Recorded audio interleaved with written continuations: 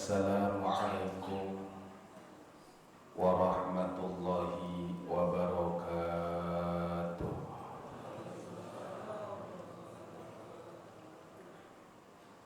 Bismillahirrahmanirrahim. Alhamdulillahi rabbil alamin. Assalatu wassalamu ala ashrafil anbiya'i wal mursalin, Sayyidina wa habibina wa syafi'ina wa maulana Muhammadin wa ala alihi wa sahbihi ajma'in. Subhanaka la ilma lana illa ma 'allamtana, innaka antal alimul hakim. La haula wa la quwwata illa billahil aliyyil azim. Amma ba'du. Bapak-bapak, ibu-ibu, mari sama-sama kita baca doa. Ikuti setelah saya. Bismillahirrahmanirrahim.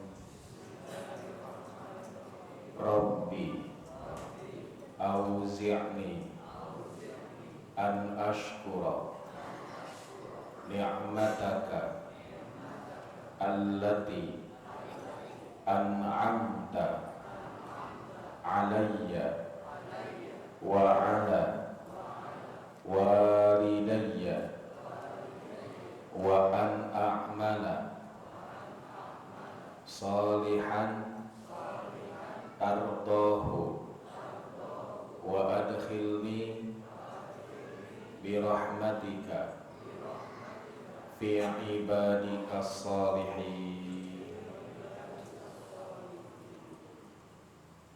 Hadratul muhtaramin wal afadil, para mu'takifin, para mu'takifat yang semoga mendapatkan kucuran ridha dan rahmat Allah Subhanahu wa taala. Amin ya rabbal alamin. Alhamdulillah, hari ini Allah Subhanahu wa ta'ala berikan kekuatan pada kita semuanya untuk bisa melaksanakan puasa Ramadan di hari yang ketiga. Dan malam ini insyaallah kita akan lakukan qiyamul lail di malam yang keempat di bulan Ramadan ini. Para jamaah rahimakumullah, Ramadan ini tidak lain dan tidak bukan adalah khusus pemberian dan rahmat Allah bagi umat baginda Rasulullah SAW. Karena kalau kita lihat dari sisi nama, Ramadan ini bapak-bapak, ibu-ibu diambil dari nama bulan. Yang nama bulan ini diambil dari nama musim. Jadi mohon maaf, dalam 12 bulan yang ada di kalender Hijriah ada 4 musim yang namanya diambil dari nama musim. Apa saja? 1. Rabiul Awal, musim semi yang pertama. 2. Rabiul Tsani, musim semi yang kedua. 3. Jumadil Ula, musim dingin yang pertama. 4. Jumadil Tsaniyah, musim dingin yang kedua. Yang kelima adalah Ramadan, yang berarti musim panas. Kenapa para alim ulama membagi bulan-bulan ini jamaah rahimakumullah namanya dari nama-nama musim? Karena nanti bapak-bapak, ibu-ibu ada konsekuensi hukum fikihnya. Allah firmankan dalam Al-Quran, wa 'alal mauludi lahu rizquhunna wa kiswatuhunna bil ma'ruf. Seorang suami wajib memberikan nafkah pada istrinya. Nafkah itu dalam bentuk apa? 1. Rizquhunna, makanan.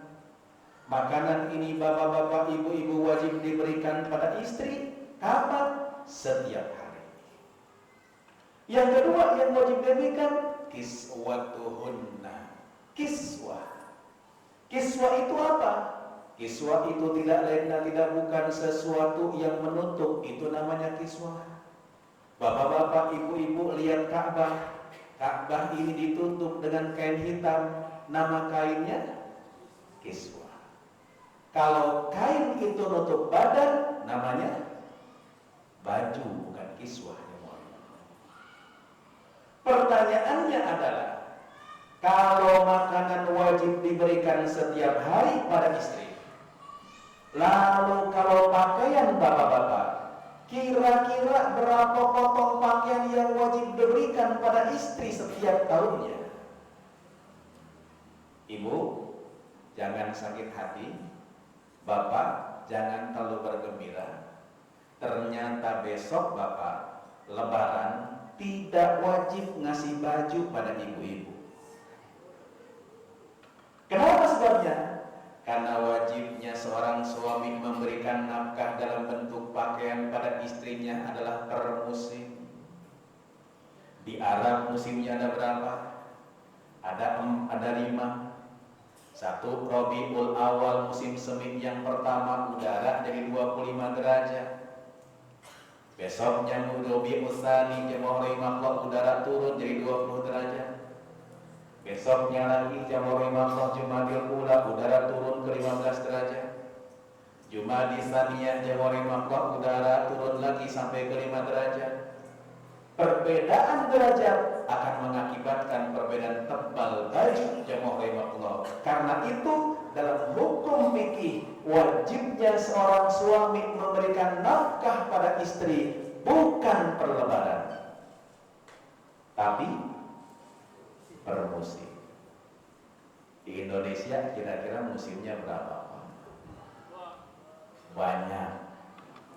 Ada musim rambutan, ada musim durian. Ternyata mohon maaf, beruntung kita yang tinggal di Kelapa Gading. Musim di Kelapa Gading cuma 2. Satu musim hujan, musim banjir. Satu musim hujan, 2 musim panas. Jadi mohon maaf ibu-ibu berhak untuk mendapatkan pakaian dari bapaknya setiap tahun. Berapa potong? 2 potong. Pengen lebih, beli sendiri. Jadi bapak-bapak, musim panas kita kasih daster supaya adem. Musim hujan, cukup beli jas hujan. Ramadan musim panas. Tapi ternyata Ramadan ini bapak-bapak ibu-ibu, satu-satunya bulan yang disebutkan di dalam Al-Quran. Muharram, bulan yang pertama, kita tidak temukan dalam Al-Quran disebutkan. Bulan Dzulhijjah yang merupakan puncak spiritual, tempat ngumpul orang pergi haji, jamaah rahimahullah, sama Allah tidak menyebutkan tentang bulan Dzulhijjah. Tapi Allah gamblang sebutkan dalam surat Al-Baqarah, Syahrul Ramadan alladzi unzila fihi al-Qur'an. Bulan Ramadan itu Allah Subhanahu wa taala jadikan sebagai turun Al-Qur'an. Makanya tidak lain dan tidak bukan, Ramadan ini tidak lain rahmat Allah bagi umat manusia. Karena kasih sayang Allah beda dengan kasih sayang manusia. Kasih sayang Allah jamaah rahimakumullah, keburukan yang ribuan kali, dosa yang ribuan kali, kemaksiatan yang bertumpuk-tumpuk itu bisa dihapus dengan satu kebaikan. Beda dengan manusia, kebaikan yang ratusan kali, kebaikan yang ribuan kali, ternyata hapus cuma dengan satu kesalahan. Karena itu Allah ingin menjadikan Ramadan ini penghapusan dosa untuk orang-orang yang beriman. Karena dulu umat Nabi Musa ketika akan taubat, jamaah rahimahullah, ngadu pada Nabi Musa. Umat Nabi Musa alaihissalam ada kelompok orang yang mengikuti Musa Samiri. Maaf, zaman Nabi Musa ada 2 Musa. Satu Nabi Musa alaihissalam, 2 namanya Musa Samiri. Sama-sama Musanya, yang ngedidiknya beda, ternyata beda juga hasilnya. Musa alaihissalam lahir dirawat oleh Fir'aun, gede jadi Rasul. Ada juga seangkatan Nabi Musa, jamaah rahimahullah, namanya Musa Samiri, lahir yatim piatu. Karena yatim piatu, Jibril ngomong, ya Allah, Boleh dong itu Musa Samiri saya rawat. Kata Allah, silahkan Jibril rawat. Tapi begitu besar Musa Samiri, justru jadi pembangkang. Karena itu Bapak Ibu-Ibu, kalau punya murid, punya anak, sudah dididik, tapi ternyata nakal juga, gak usah kecil hati. Jibril aja ternyata ngedidik Musa Samiri, ujung-ujungnya Musa Samiri jadi nakal.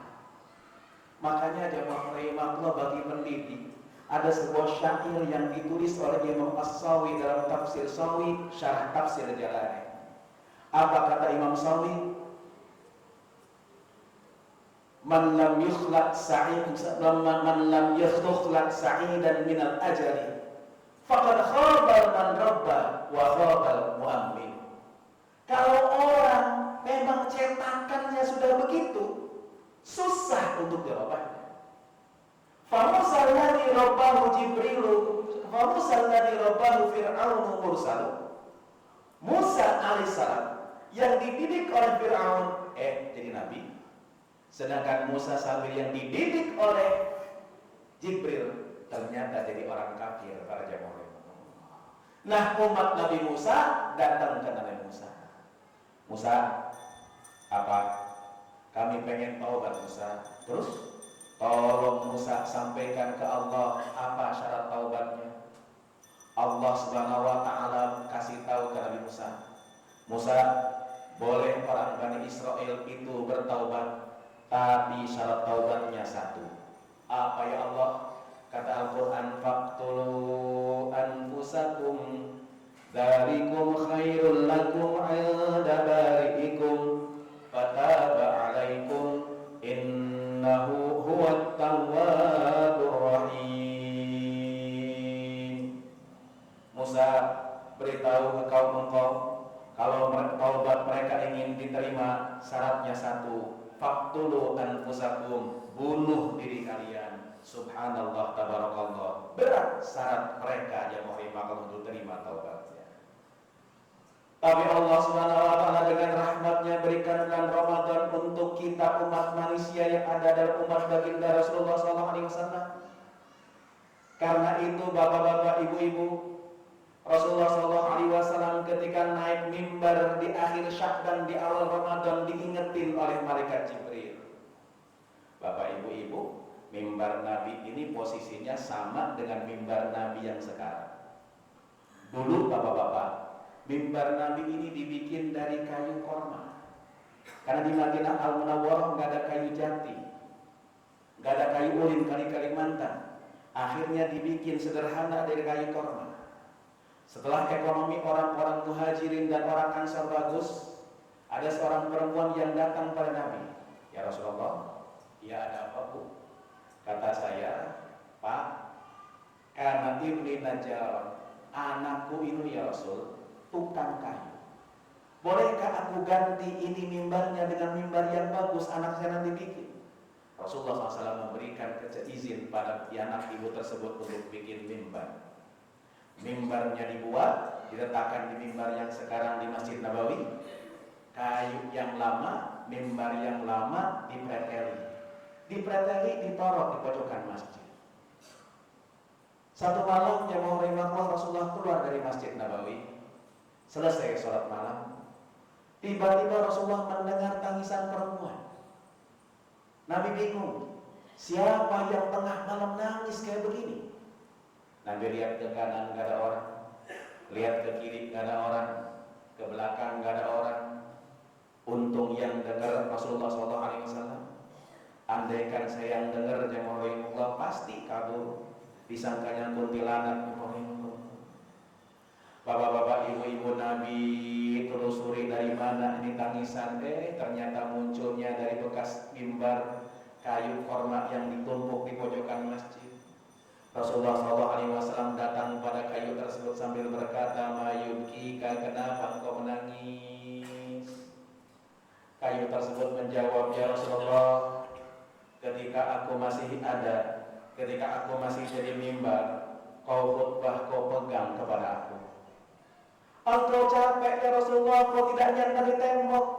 Karena zaman dulu Masjid Nabawi gak ada tembok. Nyanda di mana? Nyanda di diriku, di mimbar ini. Sekarang ya Rasulullah, aku tidak bermanfaat untuk engkau, teronggok di pojokan masjid. Apalah artinya hidup ini ya Rasulullah, kalau tidak bermanfaat untuk engkau, hai baginda Rasulullah sallallahu alaihi wasallam. Bapak-bapak, ibu-ibu, kisah ini digubah dalam sebuah syair yang sering dibaca di kampung-kampung. Wa atakal 'udu ya baki wa tadallal baina yadayhi wastajarat ya habibi indaka dhabiyun nufuri. Para jemaah rahimahullah, mohon maaf, kayu aja ternyata punya komitmen untuk membangun agama Allah, berbuat untuk baginda Rasulullah. Karena itu di bulan Ramadan ada malam Lailatul Qadar. Malam Lailatul Qadar ini ternyata bukan hanya sekedar pahala. Lailatul Qadar ini malam di mana Allah berikan penghargaan kepada orang-orang yang ingin berkomitmen seperti kayu yang tadi jemaah rahimahullah ngomong pada baginda Nabi untuk manfaat baginda Rasulullah SAW. Kayu itu diambil oleh Nabi, diletakkan menjadi lakban rumah baginda Rasulullah SAW. Karena itu setiap orang bisa bermanfaat untuk baginda Rasulullah. Tidak harus jadi ustadz semuanya, tidak harus jadi kiai semuanya. Karena kalau jadi kiai semuanya, jadi ustadz semuanya, repot. Nanti bisa berebut berkat jemaah. Mohon maaf Bapak Ibu-ibu, sebelum Ramadan saya ceramah di Bogor. Begitu saya ceramah, pulang bawa berkat. Biasanya berkat buat ustadz kan lebih gede dibanding buat jemaah. Pas keluar menuju ke mobil, tiba-tiba anak kecil baca sholawat nyinggung saya. Apa kata anak kecil? Sallallahu ala Muhammad, sallallahu alaihi wasallam. Ya Allah, sedikit amat yang banyak buat Pak Ustaz. Tidak harus jadi ustaz semuanya, tidak harus jadi kiai semuanya. Tapi lihat, Nabi dakwah tidak pernah sendiri. Nabi punya manajer PR namanya Abu Bakar Siddiq radhiyallahu anhu. Manajer chip security ada Umar bin Khattab. Manajer finance Rasulullah meletakkan Utsman bin Affan. Pengembangan masa depan ada Ali bin Abi Thalib sebagai manajer HRD-nya. 4 manajer ini sudah tidak ada. Allah tunggu di bulan Ramadan ini, di antara yang melaksanakan ibadah puasa untuk berkomitmen menggantikan 4 manajer ini. Tidak harus dari ustaz semuanya, tidak harus dari kiai semuanya, tapi silahkan berkomitmen dalam hati untuk menjadikan bisnisnya sebagai dakwah, bukan dakwah yang jadi bisnis. Inilah orang-orang yang akan mendapatkan kemuliaan bulan Ramadan. Semoga Allah bimbing langkah kita semuanya. Allah kumpulkan kita dalam barisan baginda Rasulullah SAW. Allah jadikan sisa hidup kita bermanfaat untuk umat baginda Rasulullah SAW. Terima kasih. Wallahu muwaffiq ila aqwamit thoriq. Assalamualaikum warahmatullahi wabarakatuh.